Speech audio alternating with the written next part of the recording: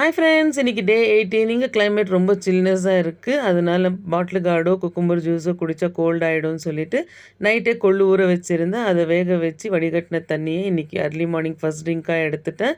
வேக வச்ச கொள்ளை வெங்காயம் எல்லாம் போட்டு நல்லா சுண்டல் மாதிரி பண்ணிட்டேன். பசங்களுக்கு பிரேக்ஃபாஸ்ட் அண்ட் லஞ்சுக்கு குழிப்பணியாரமும் ஸ்நாக்ஸுக்கு ஆப்பிளும் கொடுத்துட்டேன்.